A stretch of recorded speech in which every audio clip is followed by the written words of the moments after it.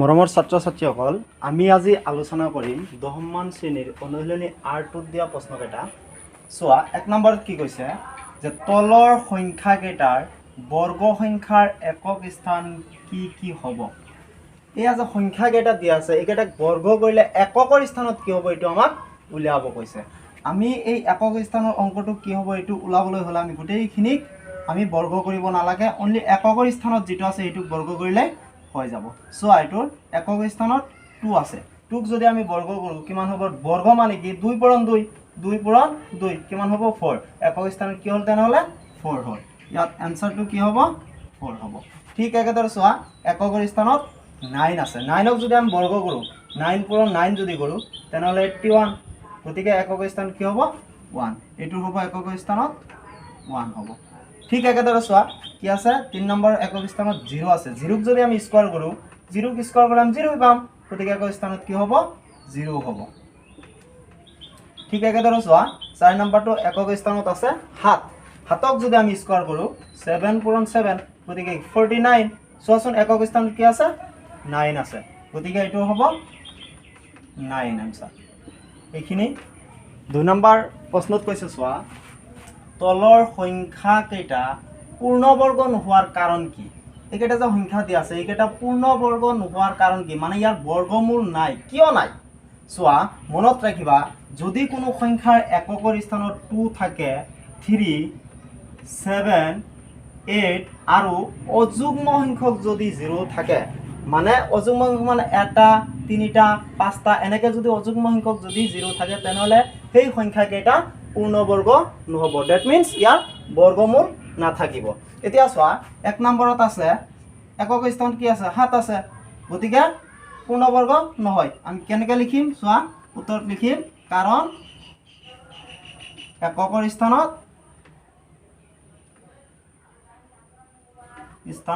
7 আছে। ঠিক একেদৰে চোৱা, 2 নম্বৰত আছে 8, একক স্থানত কি আছে? 8, উত্তৰ কি লিখিম? কাৰণ এককৰ স্থানত 8 আছে। 3 নম্বৰ চোৱা, 2 আছে, 2 থাকিলেও নহ'ব, একক স্থানত 2 আছে। ঠিক একেদৰে 4 নম্বৰত চোৱা, 0 আছে। আমি জানো যে অযুগ্ম সংখ্যক যদি 0 থাকে তেনেহ'লে এইটো পূৰ্ণবৰ্গ নহ'ব। ঠিক একেদৰে লিখিবা এইবিলাক। কুৱেশ্যন চিট দি আছে, চোৱা যে তলৰ সংখ্যাকেইটাৰ বৰ্গ কিমান হ'ব। এই সংখ্যাকেইটাৰ বৰ্গ কিমান হ'ব? চোৱা, আমি উত্তৰত কেনেকৈ লিখিম? বৰ্গ মানে কি? স্কোয়াৰ। স্কোয়াৰ মানে কি? 19 আছে, 19 পূৰণ 19 আমি এনেকৈ লিখিব পাৰিম 19 স্কোয়াৰ। ডেট মিনছ কিমান? 19 পূৰণ 19 পূৰণ কৰা, 9 9 গুণ 81, 1 7 8, 9 9 গুণ 9 8 17, 9 1 গুণ 9, 1 1 গুণ 1 1 কিমান হ'ব? 6, হাতত 1 3 3 6 1। ঠিক একেদৰে এইটো চোৱা 37, ডেট মিনছ কি? 37 স্কোয়াৰ, 37 পূৰণ 37 কৰা, 37 37, 7 7 গুণ 49 9, হাতৰ 4 7 3 গুণ 21 আৰু 4 25। ঠিক একেদৰে 3 7 গুণ 21, 21ৰ 1 হাতৰ 2, 3 3 গুণ 9 আৰু 2 11, কি হ'ব?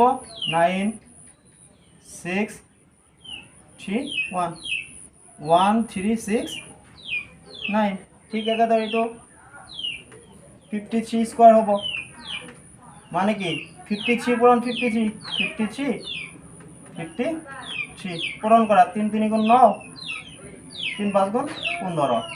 ঠিক একেদৰে 5 3 গুণ 15ৰ 5 হাতৰ 1 25 1 26, 9 5 5 10 0 হাতৰ 1 8 2 2 8 0 9। ঠিক একেদৰে চোৱা 78ক তুমি কি কৰিবা? পূৰণ কৰা, 8 8 গুণ 64 4 হাতৰ 6, 8 8 গুণ 56 আৰু 6 62। ঠিক একেদৰে 7 8 গুণ 56 6 হাতৰ 5, 7 7 গুণ 49 আৰু 5 54, কি হ'ব? 4 8 0 6। উত্তৰত কি লিখিম আমি? 78 স্কোয়াৰ, ডেট মিনস 6084 এইখিনি